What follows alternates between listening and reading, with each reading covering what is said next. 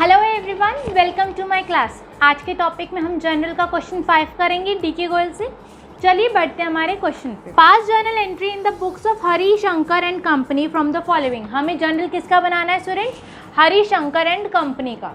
उनकी ट्रांजेक्शन्स को हम देखते हैं। On April 1, 2020 Cummins business with cash ₹50,000। उसने कैपिटल लगाई है ऑन अ कैश बेसिस ₹50,000। सो इस केस में कैपिटल इंक्रीज हो गई 50,000 से, साथ ही साथ मेरा कैश इंक्रीज हो गया 50,000 से।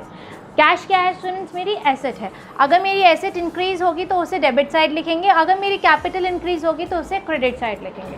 सो मेरी एंट्री हो गई cash account debit to capital account with 50,000। मेरी न्यू एंट्री पे चलते हैं students. On April 2 purchase goods from Subhash ₹20,000। मैंने गुड्स परचेज करे हैं सुभाष से ₹20,000 के लिए। सो मेरे को सुभाष को पेमेंट करनी बाकी है, अभी पेमेंट नहीं करी है। सो यहाँ पे लाइबिलिटी क्रिएट होती है, कौन सी?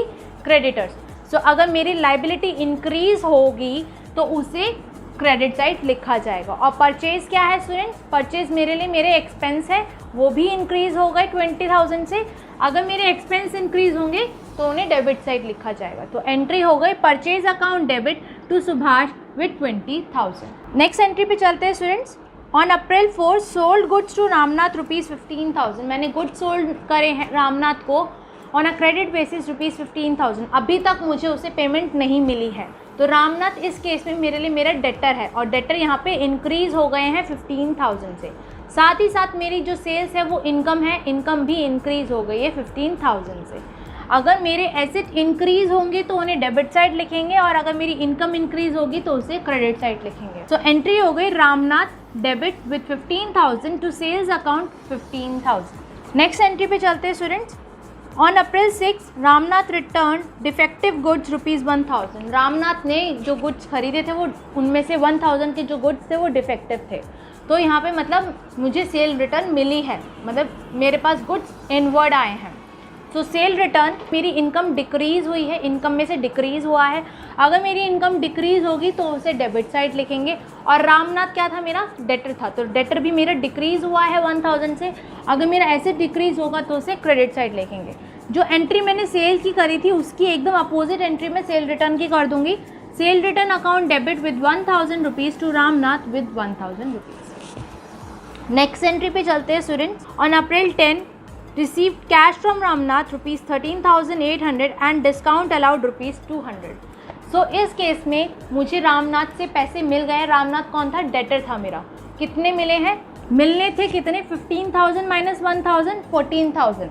14,000 मिलने थे लेकिन मिले हैं मुझे ₹13,800 फुल सेटलमेंट में। तो मतलब 14,000 से मेरा डेटर जो है वो डिक्रीज़ हो गया है। डेटर क्या है स्टूडेंट्स? एसेट है। तो अगर एसेट डिक्रीज़ होगा तो उसे क्रेडिट करेंगे टू रामनाथ। मैंने 14,000 से क्रेडिट कर दिया। मिले कितने हैं स्टूडेंट्स? मुझे 13,800। यहाँ पे कैश मिला है मुझे ₹13,800। कैश क्या है स्टूडेंट? मेरा एसेट है। एसेट इंक्रीज़ हुआ है 13,800 से, सो मैं उसे डेबिट करूँगी विथ 13,800 एंड डिस्काउंट अलाउड हुआ है 200। डिस्काउंट क्या है स्टूडेंट्स? मैंने दिया है डिस्काउंट, तो वो मेरे लिए एक्सपेंस है।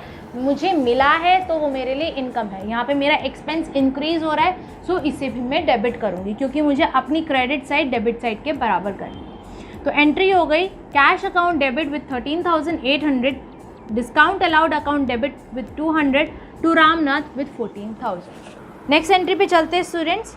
On April 12 Gopal sold good to us ₹10,000। Gopal ने गुड सोल्ड करे हैं हमें, तो मतलब हमने परचेज करे हैं गोपाल से। तो परचेज क्या है स्टूडेंट्स? एक्सपेंस है। एक्सपेंस इंक्रीज हो गया है तो परचेज अकाउंट को मैं डेबिट करूंगी।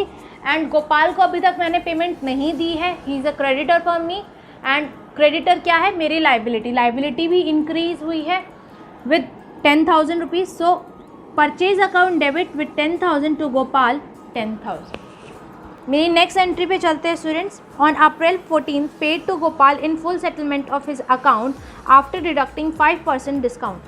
मैंने गोपाल को पेमेंट करनी थी 10,000 लेकिन 5% उससे मुझे डिस्काउंट मिला है। तो 10,000 का 5% कितना हो गया स्टूडेंट्स? ₹500। सो मैंने उसको पेमेंट करी है ₹9,500।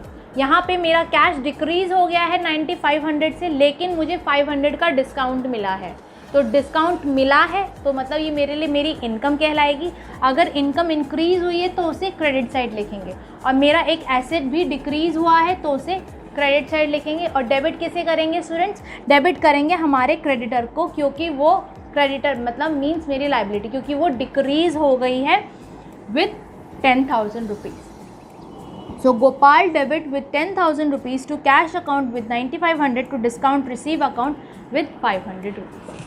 नेक्स्ट एंट्री पे चलते हैं students. On April 15 paid rent rupees 10,000, मैंने रेंट पे करा है रुपीज़ 10,000। सो रेंट मेरा क्या है? एक्सपेंस है, एक्सपेंस इंक्रीज़ हो रहा है। एक्सपेंस अगर इंक्रीज़ होगा तो उसे डेबिट साइड लिखेंगे। और किस फॉर्म में करा है? मैंने कैश के फॉर्म में करा है। कैश क्या है मेरा स्टूडेंट? एसेट है। कैश डिक्रीज़ हो रहा है 15,000 से, अगर एसेट मेरा डिक्रीज़ होगा तो उसे क्रेडिट साइड लिखेंगे। Rent account debit to cash account with 10,000 rupees. Next entry पे चलते हैं। On April 16 paid rent of Harishankar residence rupees 5,000, मैंने रेंट पे करा है हरी रेसिडेंस का। तो यहाँ पे हरी रेसिडेंस मेरे लिए मेरे क्या कहलाएंगी? ड्राइंग्स कहलाएंगी, क्योंकि ये मेरा पर्सनल एक्सपेंस है। तो मेरा एक्सपेंस इंक्रीज़ हो गया है विद 5,000। अगर मेरा एक्सपेंस इंक्रीज़ होगा तो उसे डेबिट करेंगे। Drawing account debit with 5,000 rupees. And किस फॉर्म में करा है? कैश की फॉर्म में करा है। कैश डिक्रीज़ हो गया है विद 5,000। मेरा एसेट डिक्रीज़ हो गया तो टू कैश अकाउंट को मैं क्रेडिट करूँगी विद 5,000 रुपीज़। नेक्स्ट एंट्री पे चलते हैं students. On April 18 purchase goods for cash from Govind for rupees 6,000 at 20% trade discount. मैंने गोविंद से गुड परचेज करे हैं on a cash basis. Rupees 6,000 के थे वो, लेकिन उस पर 20% का ट्रेड डिस्काउंट है। तो 20% का ट्रेड डिस्काउंट हो गया। इट मीन्स कितना हुआ डिस्काउंट? 1,200 रुपीज़। ये 1,200 रुपीज़ कहीं पे भी नहीं शो होंगे। सो मैंने उसको कितने के एक्चुअल में उससे परचेज़ करे होंगे। परचेज अमाउंट मेरी क्या आई होगी? परचेज अमाउंट आई होगी 6,000 rupees minus 1,200 which is equal to 4,800 rupees. So ये 1,200 कहीं पे भी शो नहीं होंगे। हम जो अमाउंट दिखाएंगे विद 4,800 रुपीज़ दिखाएंगे। परचेज मेरा क्या है? एक्सपेंस है। एक्सपेंस इंक्रीज़ हो रहा है। एक्सपेंस अगर इंक्रीज़ होगा तो उसे डेबिट साइड लिखेंगे। तो परचेज अकाउंट डेबिट विद 4,800, हमने उसके बदले उसको कैश पे कर दिया है। Cash to cash account credit with 4,800 rupees. Next entry पे चलते हैं student. On April 20 purchase goods from Govind for rupees 10,000 at 20% trade discount. फिर से हमने गुड्स परचेज करे हैं गोविंद से, लेकिन इस बार हमने क्रेडिट बेसिस पे करे हैं और हमें फिर से ट्रेड डिस्काउंट मिला है 20% ऑफ 10,000। तो 20% ऑफ 10,000 कितना होता है स्टूडेंट्स? 2,000 रुपीज़। सो हमने ये 2,000 लेस करना है अपने जो हमें डिस्काउंट मिलने से पहले हमें दिखाया था 10,000 माइनस 2,000 8,000। हम ये 2,000 कहीं पे भी शो नहीं करेंगे क्योंकि ये हमारा ट्रेड डिस्काउंट है। सो यहाँ पे हमारी परचेज इंक्रीज़ हो गई है विद 8,000 रुपीज़, मतलब हमारी लाइबिलिटी भी इंक्रीज़ हो गई है विद 8,000।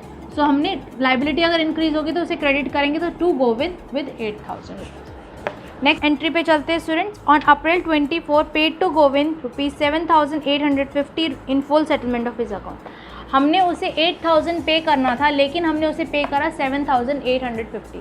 तो 150 का एक्चुअल में हमें डिस्काउंट मिला है। अगर अब ये हमें डिस्काउंट मिला है तो ये क्या कहलाएगी? हमारी इनकम कहलाएगी। इनकम अगर इंक्रीज़ हुई है तो उसे क्रेडिट साइड लिखेंगे। एसेट अगर डिक्रीज़ हुआ है तो उसे क्रेडिट साइड लिखेंगे। और साथ ही साथ मेरे क्रेडिटर मीन्स मेरी लाइबिलिटी डिक्रीज़ हुई है, लाइबिलिटी डिक्रीज़ होगी तो उसे डेबिट साइड लिखेंगे। तो एंट्री हो गई Govind debit with 8,000 rupees to cash account credit with 7,850 to discount receive account credit with 150 rupees. Next entry पे चलते हैं students. On April 25 paid to Subhash rupees 4,750 discount receive rupees 250। Discount हमें मिला है स्टूडेंट्स 250 का, तो ये मेरी इनकम कहलाएगी। इनकम इंक्रीज़ हुई है तो उसे क्रेडिट साइड लिखेंगे। मैंने पेमेंट करी है, मतलब मैंने कैश पे करा है 4,750। कैश मेरा एसेट होता है, एसेट मेरी डिक्रीज़ हो रही है तो उसे क्रेडिट साइड लिखेंगे। और साथ ही साथ सुभाष मेरे लिए मेरी लाइबिलिटी थी, वो मेरी डिक्रीज़ हो गई है, और अगर मेरी लाइबिलिटी डिक्रीज़ होगी तो उसे डेबिट साइड लिखेंगे। तो एंट्री हो गई Subhash debit with 5,000 rupees to cash account credit with 4,750 rupees to discount receive account credit with 250 rupees. New entry पे चलते हैं student. Paid wages rupees 400, salaries 4,000, advertisement expense 800 and trade expense rupees 1,000। मैंने wages पे करे हैं, salary पे करी है, ट्रेड एक्सपेंस पे करे हैं ऑन अ कैश बेसिस। सो ये वेजेस, ट्रेड एक्सपेंस, सैलरी, ये सब के सब मेरे एक्सपेंस होते हैं और यहाँ पे एक्सपेंस मेरे इंक्रीज़ हो रहे हैं। साथ ही साथ मेरा कैश डिक्रीज़ हो रहा है 6200 रुपीज़ से। कैश मेरा एसेट कहलाता है, अगर एसेट डिक्रीज़ होगा तो उसे क्रेडिट साइड लिखेंगे, अगर एक्सपेंस इंक्रीज़ होगा तो उसे डेबिट साइड लिखेंगे। तो एंट्री हो गई wages account debit with 4000 rupees, salaries account debit with 800 rupees, trade expense account debit with 1000 rupees to cash account with 6200 rupees. Students, आज के लिए बस इतना ही। नेक्स्ट क्लास में हम न्यू क्वेश्चन करेंगे। Thank you and stay tuned.